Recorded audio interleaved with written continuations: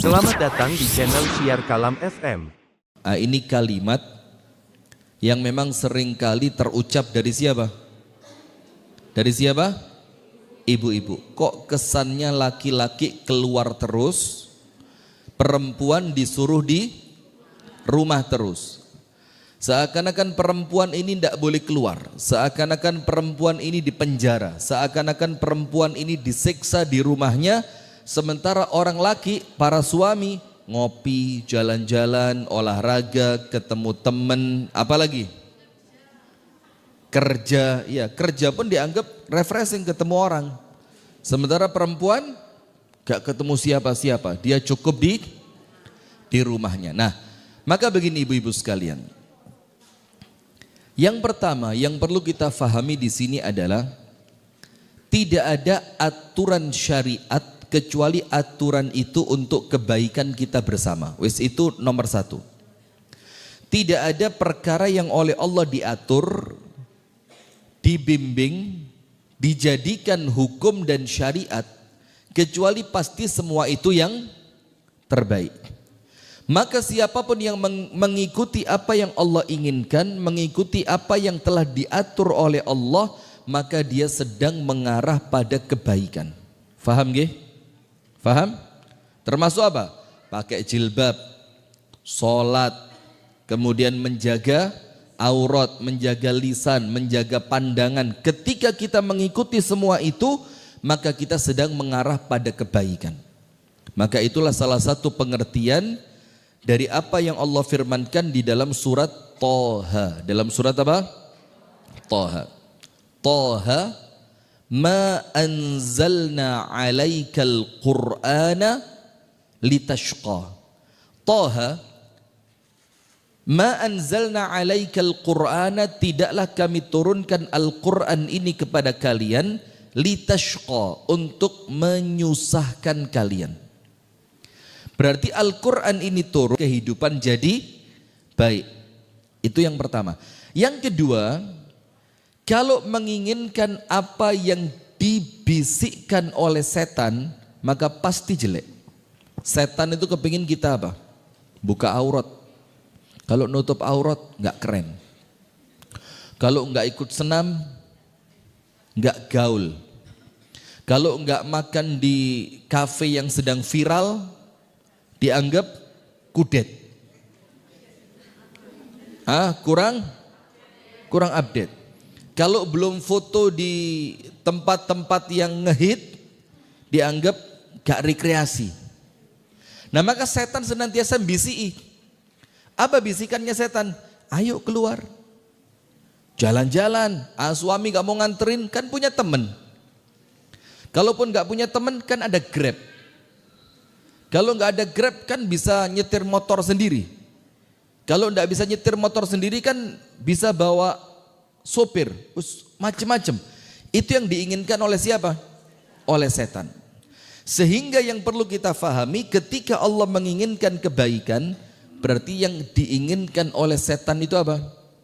Keburukan. Maka setan itu ketika Allah tetapkan bahwa dia menjadi penghuni neraka, dia minta apa? Rabbi anzirni ila yaumi yub'atsun. Ya Allah, kasih saya jeda waktu. Saya rela masuk neraka, tapi tolong saya diberi waktu. Mau apa dia? Saya mau menyesatkan semua manusia, saya mau jadikan mereka teman-teman saya yang akan menemani saya kelak di neraka apa surga? Neraka apa surga? Berarti kalau ikut setan, mau nemani setan di mana? Neraka. Itu poin yang kedua.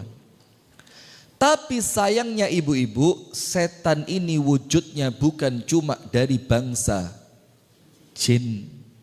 Ada setan berjilbab, ada setan berjenggot, ada setan, loh ya apa? Bukan cuma setan yang jenggotan, nah itu. Ada setan yang nampaknya berjilbab, ada setan yang nampaknya berjenggot, nampaknya kelihatannya baik, padahal dia boleh jadi setan itu, Bu, mohon maaf adalah besti Anda.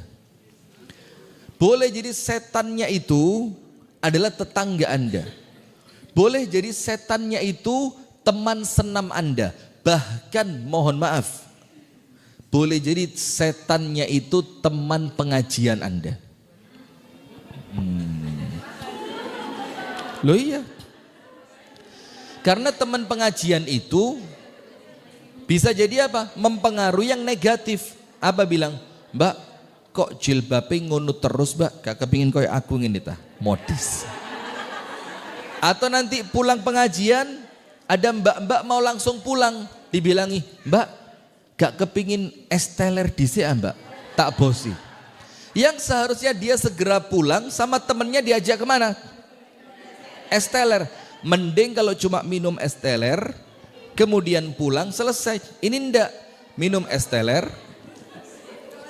gosip, foto, pulangnya diajak nonton biskup jaranan. Iya. Maaf, saya lupa. Saya kira ini di kota. Iya. Ini kecamatan ya. Iya. Kalau di kota gitu setelah pengajian nge-mall nonton, kalau di sini jaranan ya. Ya Allah, iya. Maaf, saya lupa tempat.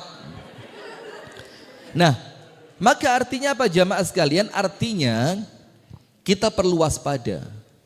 Nah, maka sekarang kita perlu ngerti. Ingat, nomor satu, apa yang Allah inginkan, apa yang Allah atur pasti baik. Nomor dua, apa yang setan bisikkan pasti buruk. Nomor tiga, terkadang setan itu bukan berupa jin tapi berupa manusia. Minal jinnati wan nas. Nah, sekarang ibu-ibu buka surah Al-Ahzab. Surat apa? Al-Ahzab. Ayat yang keberapa? 33. Apa Allah Ta'ala berfirman di sana dalam surah Al-Ahzab ayat yang ke-33? Ini saya baca utuh. Biar kita tahu apa sih tujuannya kita oleh Allah tidak boleh banyak keluar. Kecuali kalau memang ada keperluan. Seperti berobat. Atau memang acara-acara yang tidak mungkin ditinggalkan. Seperti pengajian rutin ikwam seperti ini. Atau kemudian acara silaturahim keluarga. Atau acara yang memang tidak bisa ditinggalkan. Supaya kita ngerti ternyata yang Allah aturkan untuk kita itu ada tujuannya. Ada apa? Tujuan. Ibu-ibu tulis dulu, tulis. Ada dalam Islam ini namanya maqasid syariah. Tulis, maqasidus syariah. Ada berapa maqasidus syariah itu? Ada 5. Ada berapa? 5. Nomor 1. Tunggu dulu. Apa artinya maqasidus syariah? Tujuan dari adanya syariat. Jadi syariat itu ada, itu punya tujuan, tidak sembarangan. Maka maqasid asy-syariah ada berapa? Tujuan diadakannya aturan-aturan syariat. Itu tujuannya ada 5. Ini tujuan besar. 5 poin besar tujuan adanya syariat. Disuruh ini, disuruh itu, tidak boleh ini, tidak boleh itu, caranya begini, tidak boleh dengan cara seperti itu. Itu tujuannya ada 5. Ngatur hidup kita ini dengan 5 tujuan primer. Nomor 1, hifdzuddin, menjaga agama. Jadi syariat itu ada, tujuan utamanya apa? Menjaga agama. Biar agama ini tidak rusak. Kalau tidak ada syariat, nanti agama itu dibikin sakarpe dewi, maka diatur. Orang yang menghina agama, hukumnya dipancung. Tujuannya apa? Biar orang tidak menjadikan agama ini bahan lelucon. Contoh. Coba lihat, stand up komedian yang menganggap kalau tidak mencandai agama seakan-akan gak keren. Belum guyonan tepi jurang. Kan istilahnya begitu ya, tepi jurang. Dan akhirnya yang dipermainkan apa? Agama. Syariat jilbab dibikin guyonan, cadar dibikin candaan, jenggot dibikin hinaan, poligami mainkan.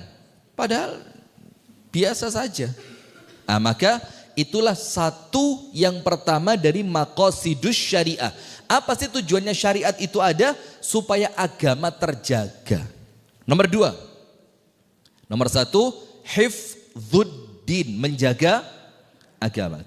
Nomor 2, hifdzun nafs.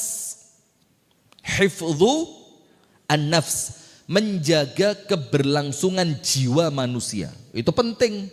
Menjaga apa?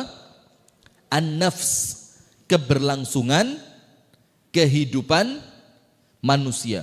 Maka dalam Islam tidak boleh bunuh orang sembarangan. Boleh apa enggak? Tidak boleh. Dalam Islam tidak boleh melakukan sesuatu yang mengancam keselamatan. Boleh apa enggak? Tidak boleh. Dalam Islam itu perlombaan-perlombaan yang mengancam keselamatan manusia tidak boleh. Mempermainkan sesuatu yang mengkhawatirkan akan mengancam nyawa manusia tidak boleh. Sekarang tidak diatur. Sakarepe dia bikin sulap.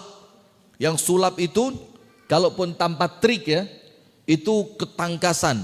Masuk ke dalam air selama sekian menit. Itu kalau ada syariat Islam dilarang. Melarangnya ibu-ibu, perhatikan, bukan membatasi manusia, tapi tujuannya supaya kamu selamat. Ojo golek perkoro, ojo golek molo. Itu yang kedua, hifdzun nafs. Maka tidak boleh dalam Islam bunuh sembarangan, tidak boleh. Bahkan membunuh orang itu salah satu dosa besar yang paling besar. Nomor tiga, hifdzu al-aql, jaga apa? Kewarasan akal. Maka dalam Islam yang bikin akal itu rusak dilarang. Narkoba, minuman keras, apalagi yang merusak akal. Semuanya yang merusak akal dilarang. Supaya apa? Itulah tujuannya syariat, menjaga kewarasan akal. Yang keempat, hifdzun nasl. Nasl itu apa? Keturunan. Menjaga keberlangsungan keturunan. Maka tidak boleh dalam Islam orang itu tidak menikah tanpa alasan. Islam itu menjadikan pernikahan sebagai ibadah. Islam itu mengatur punya anak itu merupakan pahala. Melahirkan anak jihad. Kalaupun sampai nanti meninggal dunia dihukumi mati syahid. Disemangati untuk punya anak karena keturunan dijaga. Itulah dalam Islam diwajibkan menikah, diharamkan zina. Wajib dalam keadaan tertentu, nggih. Kenapa zina tidak boleh? Salah satu penyebabnya adalah menjadikan anak itu keturunannya tidak jelas. Ini anaknya siapa? Beda sama di negara-negara non-Islam. Sampai anak itu nama bapaknya tidak ditulis karena ibunya sendiri tidak tahu. Ini bapak sing di. Ini yang waktu di sini apa di sana ya? Coba. Itulah Islam, Bu. Bukan untuk membatasi, tapi untuk apa? Menjaga supaya keturunan itu jelas. Dan yang kelima, hifdzul mal. Apa? Menjaga harta. Maka dalam Islam tidak boleh. Sekarang kita baru cerita di bawah tadi. Pajak sekarang ini minta ampun. Kalau dalam Islam tidak ada tarian kecuali zakat. Tidak ada selain itu. Tidak ada tarian kecuali zakat. Maka tidak boleh ngambil hartanya orang sakarepe dhewe. Nah, termasuk ibu-ibu sekalian, itu 5 dari maqasidus syariah. 5 tujuan utama diadakannya hukum syariat. Maka termasuk ibu-ibu sekalian, ketika Allah menginginkan perempuan itu lazimnya di rumah mereka. Maka jangan Anda menganggap, wah Islam membatasi, wah Islam ini tidak memberikan kebebasan, wah Islam ini tidak memberikan haknya perempuan. Tidak. Justru nanti di akhir ayat Anda akan tahu tujuannya Allah menginginkan perempuan itu tetap ada di rumahnya. Tujuannya apa? Sekarang kita baca. Sudah siap? Al-Ahzab ayat berapa? Yang pertama, waqarna fi buyut buyutikunna. Ini fi'il amr untuk perempuan. Waqarna. Artinya begini, dan kalian wahai perempuan, tetaplah kalian tinggal di buyutikunna, di rumah-rumah kalian. Berarti hukum asalnya perempuan keluar atau di rumah? Saya ulang, panjenengan lo yang jawab lo ya. Hukum asalnya perempuan di dalam rumah atau di luar rumah? Di dalam rumah. Di rumah orang tuanya, setelah menikah dia keluar, pindah di dalam rumah suaminya. Nanti setelah dia meninggal, pindah lagi ke rumah masa depan. Wah, mana itu? Kuburan. Itulah perempuan.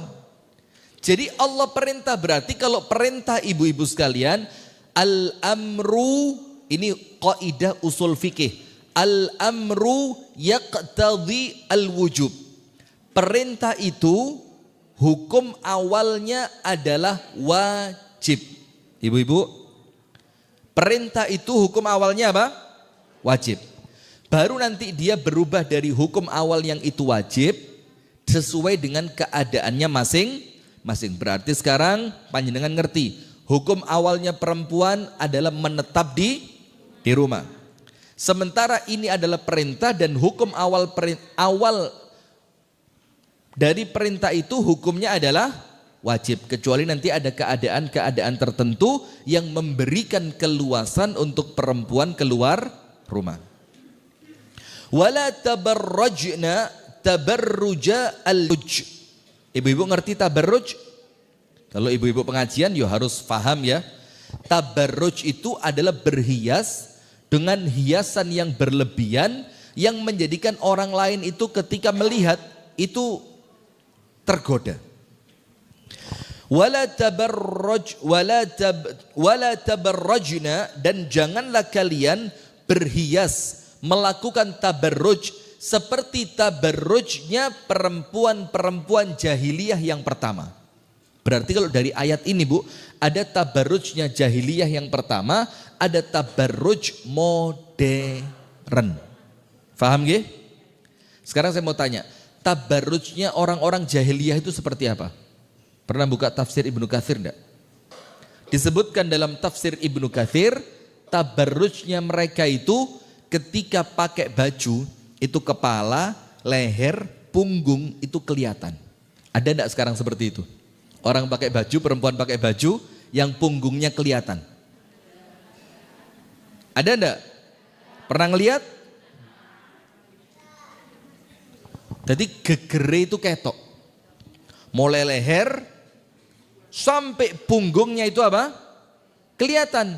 Dan itu Bu, wes kalah zaman, itu zamannya orang jahiliyah. Maka Allah ingatkan, janganlah kalian berhias seperti berhiasnya orang-orang jahiliyah terdahulu.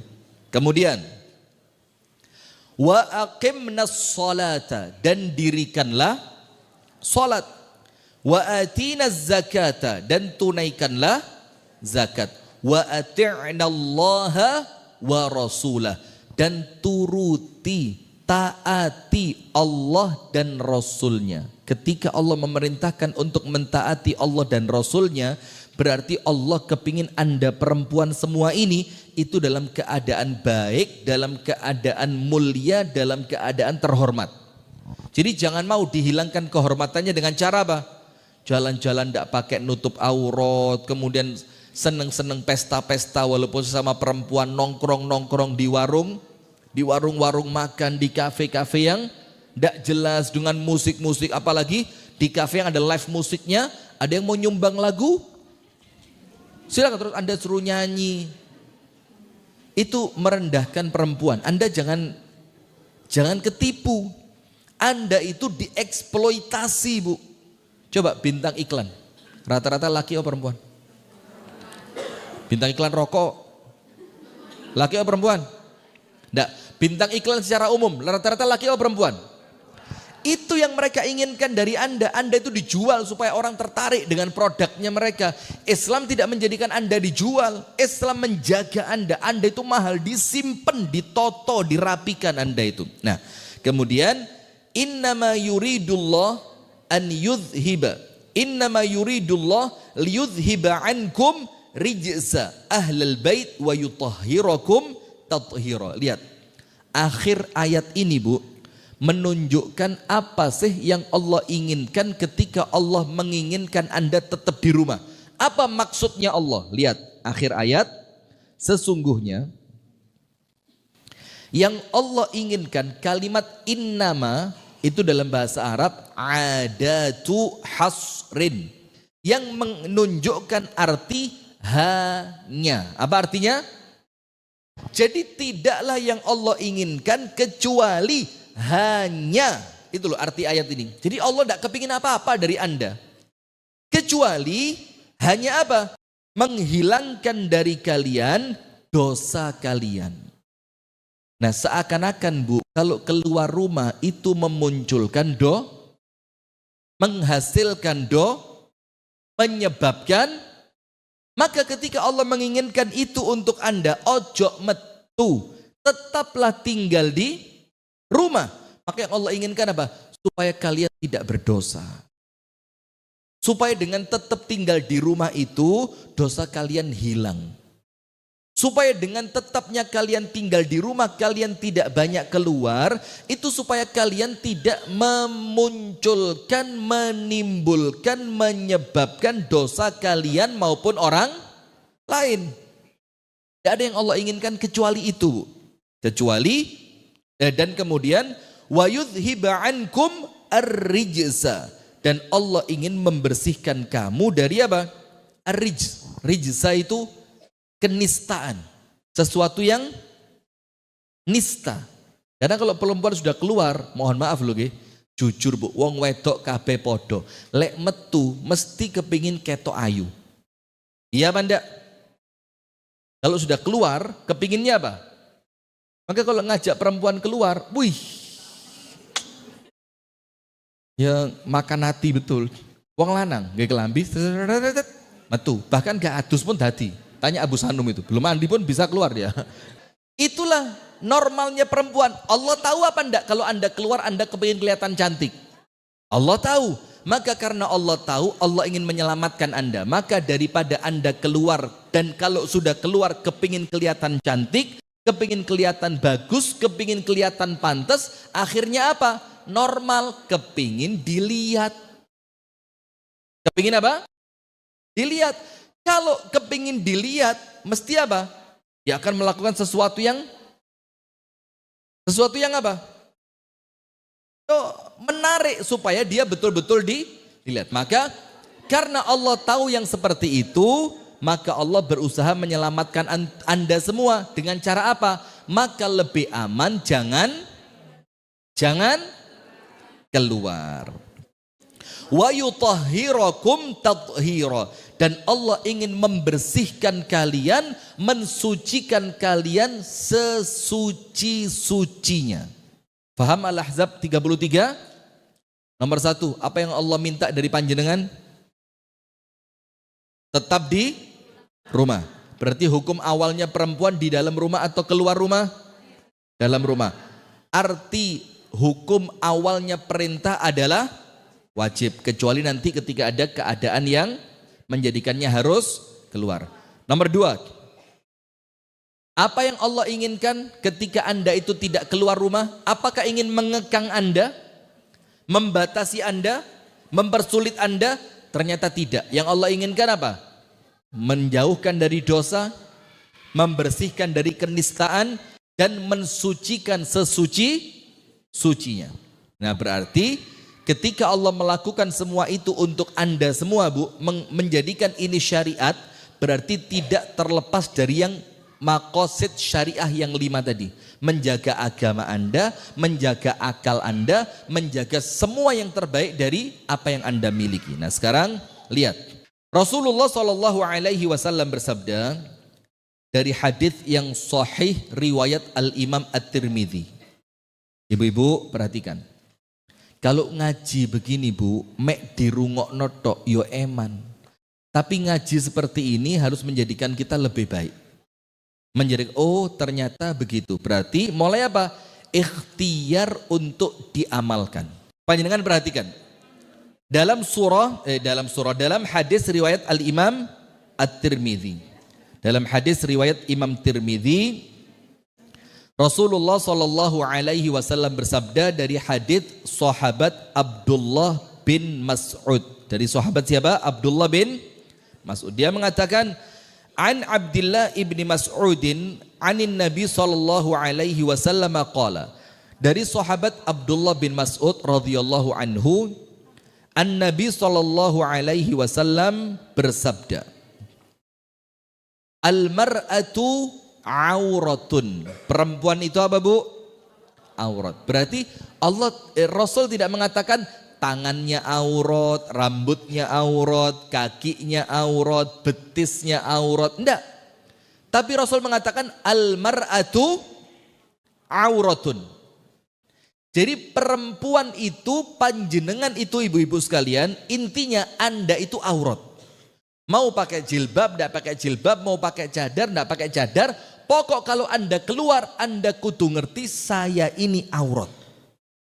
Maka sampai muncul syariat apa? Suaranya perempuan itu dijaga. Jangan kalau telepon dengan orang yang bukan mahram, itu jangan dengan suara yang lemah, mendayu-dayu. Harus dengan suara yang tegas. Tapi tegasnya bukan seperti lapor komandan, siap.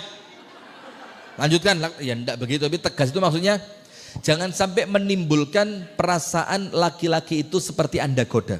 Jadi kalau telepon yang wajar saja. Kalau seperti ceramahnya Dr. Aisyah Dahlan, itu hanya untuk siapa? Suami. Lihat ceramahnya Aisyah Dahlan yang itu. Jadi suami itu kalau telepon istri dan nadanya istri itu datar, itu suami di otaknya itu orang lain. Jadi kayak, tapi ketika suami tanya lagi di mana? Di rumah. Itu baru si suami merasa ini istri saya ini. Sudah. Ingat Rasulullah bersabda, al-mar'atu auratun. Perempuan itu apa? Berarti panjenengan apa, Bu?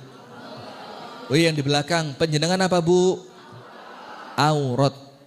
Berarti kalau aurat, saya mau tanya, boleh dilihat enggak? Boleh dipegang enggak? Boleh diumbar enggak? Intinya kalau Anda ngerti Anda itu aurat, berarti kurangi semaksimal mungkin ketika tidak ada keperluan, jangan keluar rumah. Setuju? Wah. Setuju? Nah, diikhtiarkan ya. Ikhtiar semaksimal mungkin. Karena apa, Bu? Kalau kita ikhtiar, Allah kasih kemudahan. Kemudian setelah Rasul mengatakan perempuan itu aurat, berikutnya yang bahaya, Bu. Ini loh, terakhirnya ini yang bahaya. Idza kharajat, kalau perempuan yang dia itu aurat sudah keluar rumah, apa yang terjadi? Fa idza kharajat, kalau dia sudah keluar rumah, istashrafaha asyaitan. Maka oleh setan, ini maknanya ada dua. Istashrafaha syaitan, perempuan itu kalau sudah keluar sama setan di istishraf, itu istishraf artinya apa? Dua. Nomor satu, gini loh, Bu, diintai. Sama perempuan apa? Diintai. Jadi setan itu ngenteni, Bu, kapan keluarnya ini perempuan. Kalau sudah keluar, dibidik sama dia. Ini mangsa saya. Wes digawe lek melaku diatur. Terus apa lagi? Macem-macem. Istashrafaha syaitan, sama setan diintai. Hati-hati. Kalau sudah diintai setan, berarti setan nunggu-nunggu kapan Anda bakal keluar. Kalau sudah keluar, sikat, diterkam oleh setan. Itu makna yang pertama. Diintai oleh setan. Makna yang kedua apa? Oleh setan, Anda itu kalau keluar rumah, itu dijadikan indah pada pandangan laki-laki yang bukan mahram. Hati-hati, masiotan di oma elek lek wis metu ketok. Saya ulang, masiotan di omai elek lek wis metu ketok. Betul apa enggak? Betul. Karena apa? Di omah gak tahu dandan pas metu. Suruh. Suruh. Ininya pakai, kalau alis apa namanya? Maskara. Dikira saya tidak tahu. Terus pipinya dikasih blush on. Hidungnya diatur supaya kelihatan mancung. Ya aslinya puesek tapi di foto kayak di apa namanya yang di sininya digaris. Terus kan shading. Kok ngerti Ustadz? Diajari istri saya. Nah sudah, maka apa yang terjadi ibu-ibu sekalian? Kalau dia sudah keluar, selain dia diintai oleh setan, yang kedua apa? Dijadikan indah di pandangan laki-laki yang memang niatnya jahat. Maka Anda itu diincar setan, setannya boleh jadi setan jin, boleh jadi setan dari kalangan laki-laki mata keranjang. Maka Allah ingin menjaga panjenengan bu, biar panjenengan tidak murah. Nah maka Rasul mengingatkan, ingat perempuan itu apa? Aurat. Maka kalau dia aurat, maka dia seharusnya menutupi auratnya dengan apa? Tulis. Bagaimana menutupi wanita sebagai aurat? Bagaimana menutupi wanita sebagai aurat? Nomor 1, penutup aurat terbaiknya adalah rumahnya. Berarti bagaimana dia menutupi auratnya? Dengan tidak keluar rumah. Nomor 2, kalaupun dia keluar rumah, maka penjaganya adalah mahramnya. Maka ada aturan kan bu, perempuan tidak boleh keluar untuk safar kecuali ditemani oleh mahramnya. Karena kalau ada mahramnya, mahram itu kan laki-laki bukan perempuan. Masih sewu lek wedok bukan mahram. Oh, saya ditemani Ustadz kan satu bis itu kan jumlahnya ada 50 orang lebih. Ya itu aja dianggap mahram. Enggak, mahram itu siapa? Laki-laki. Suami, kenapa? Kecil enggak? Anak yang sudah balik dan bisa menjaga diri, itu mahram. Kalau belum bisa menjaga diri ya beda. Nah maka tujuannya mahram tadi apa? Menjaga, menolong, menyelamatkan. Maka anak kecil yang dijadikan mahram harus punya 3 sifat ini. Menjaga, melindungi, mengamankan. Kalau belum bisa, ya jangan. SMP bisa enggak kalau Anda diganggu? Nah, bolehlah. Pokok Anda harus tahu. Tujuannya mahram tadi apa? Menjaga, melindungi, menyelamatkan. Plus menolong. Kalau dia bisa itu berarti masuk. Berarti nomor 2, bagaimana dia menjaga auratnya dengan setiap dia keluar didampingi oleh, dan itulah makna perempuan yang dalam hadis dikatakan perempuan calon penghuni surga. Siapa dia? Al-a'udu ala zaujiha, yang senantiasa lengket dengan suaminya.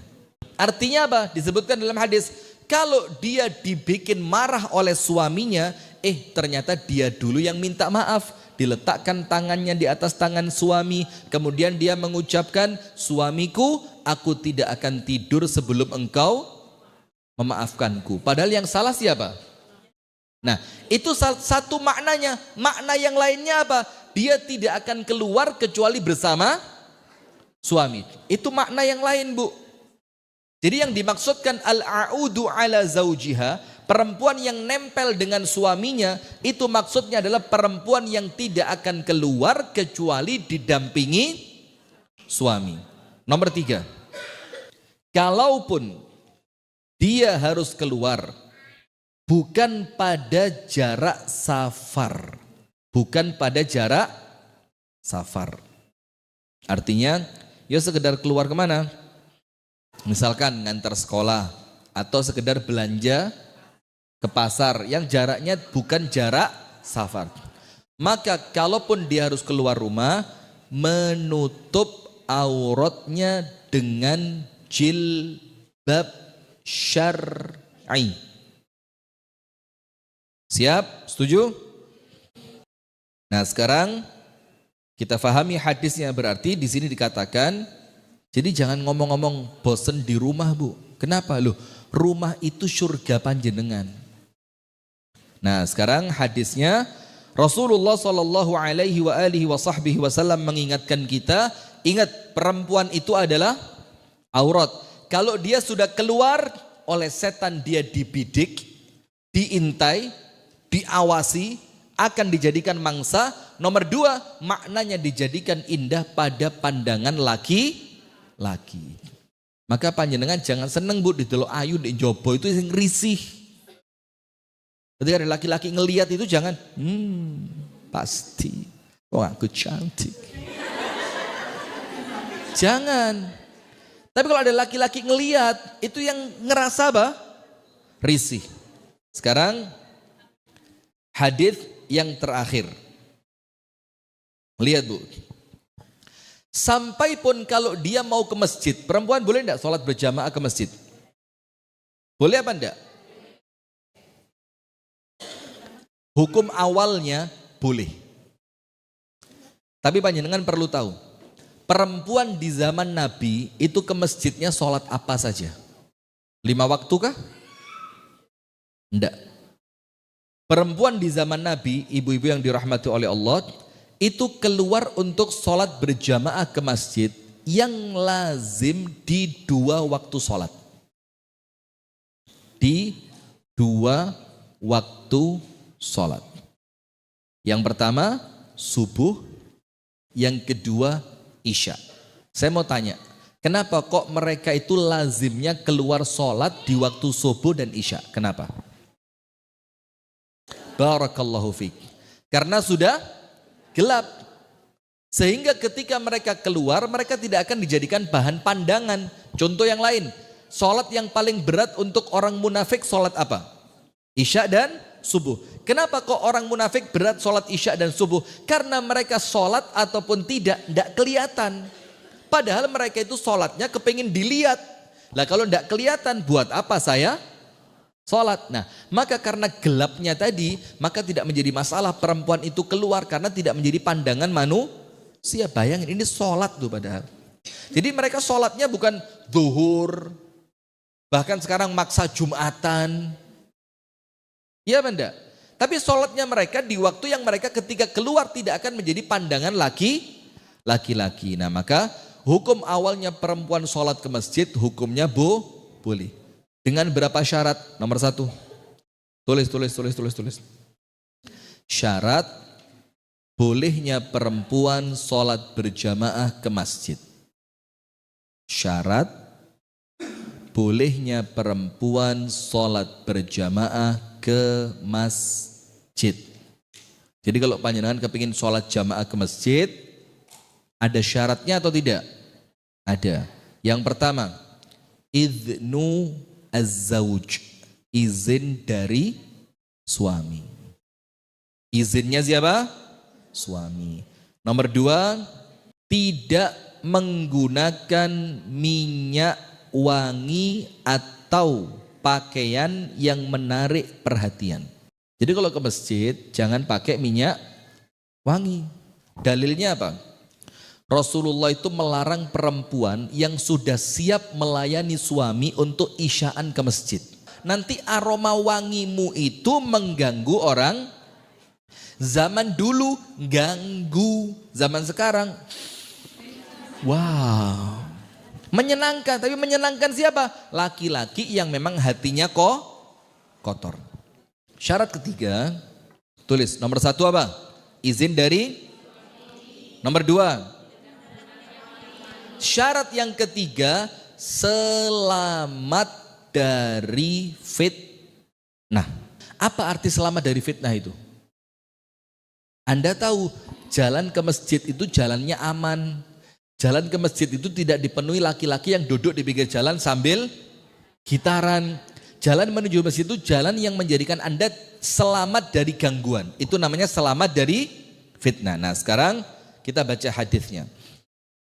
Rasulullah Shallallahu Alaihi Wasallam bersabda dalam hadis yang diriwayatkan oleh Imam Ahmad, la tamna'u ima Allahi masajidallah.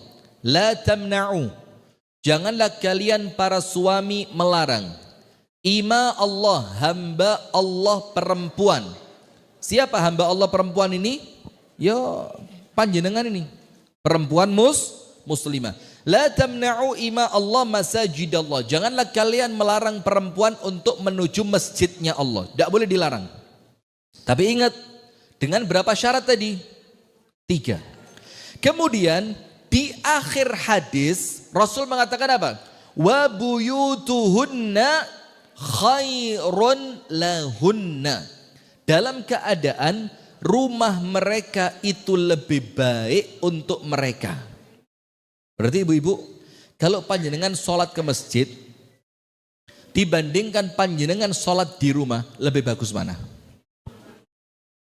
Ayo jujur, lebih bagus mana? Kalau sesuai hadis ini, wa buyutuhunna khairun lahunna, rumah mereka lebih baik, berarti pahalanya lebih besar sholat di mana? Di rumah. Kenapa pahala panjenengan lebih besar di rumah dibanding di masjid? Kenapa? Ayo kenapa? Kenapa? Karena kalau panjenengan keluar rumah berpotensi dosa atau mendatangkan dosa untuk orang lain. Maka supaya lebih aman di rumah, karena di rumah lebih aman, tidak berpotensi memunculkan dosa, maka sholatnya perempuan di rumahnya lebih baik dibanding sholatnya perempuan di masjid. Apalagi masjidnya itu tempatnya pemisah antara laki dan perempuannya tidak sempurna. Sik delok-delokan, inceng-incengan. Sopo sih iku imami? Suaranya enak tapi kok elek. Sopo sih imami kok gak enak lek ngimami, tapi kok ganteng. Nah, coba. Maka ini hati-hati. Kalau sholat saja, bu, kalau sholat saja itu yang ibadah kepada Allah, jarang punya niatan-niatan jelek. Wong lek kate sholat mesti niatane api. Itu pun masih dikatakan oleh syariat lebih bagus di mana? Di rumah. Apalagi selain sholat loh. Sholat saja loh dibilang lebih bagus di rumah. Apalagi selain sholat. Nah, maka ibu-ibu perhatikan, ini penutup dari saya. Begini bu. Sekarang ini bu, zamannya perempuan muslimah dipaksa keluar rumah. Karena apa? Karena mereka tahu tidak ada cara untuk merusak wanita muslimah kecuali dengan mengeluarkan mereka dari rumahnya. Maka dibikin acara macam-macam, yang penting perempuan harus keluar. Nanti kalau sudah mulai keluar bu, tidak mungkin seperti ketika mereka di rumah, mesti mulai ngerti jilbab sing api, mulai ngerti lipstick sing larang, mulai ngerti skincare, mulai ngerti senam, mulai ngerti kafe, mulai ngerti macam-macam arisan-arisan, sampai terakhir hilang rasa malunya. Hilang apa? Rasa malu. Padahal Amirul Mukminin Umar mengatakan apa? Seburuk-buruknya perempuan itu al-afla'. Seburuk-buruknya siapa? Perempuan. Apa itu afla'? Perempuan yang tidak malu kepada laki-laki, gak duwe izin mbek wong lanang. Kapan itu terjadi? Ketika perempuan sudah mulai berani keluar rumah, terbiasa keluar rumah, akhirnya keluar rumah itu menjadi passionnya, akhirnya ketemu siapapun tidak lagi malu. Nah, maka dengan itu ibu-ibu sekalian, ayo bismillah, jadikan rumah itu terasa nyaman. Penutup, bagaimana menjadikan rumah itu nyaman?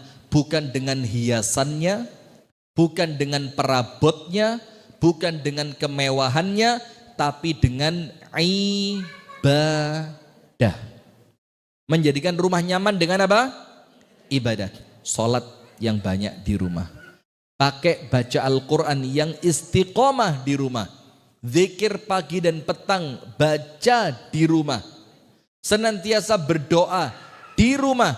Kalau rumah itu dipakai ibadah, rumah akan dipenuhi oleh siapa? Rumah kalau dipakai ibadah dipenuhi siapa? Malaikat. Kalau rumah dipenuhi malaikat, hati terasa apa? Nyaman, tenang, tidak pengen keluar. Tapi kalau di rumah nonton gosip, di rumah tidak dipakai ibadah, di rumah senantiasa buka Instagramnya artis-artis terkenal, tidak tahu taat kepada Allah, malaikatnya keluar diganti siapa? Setan.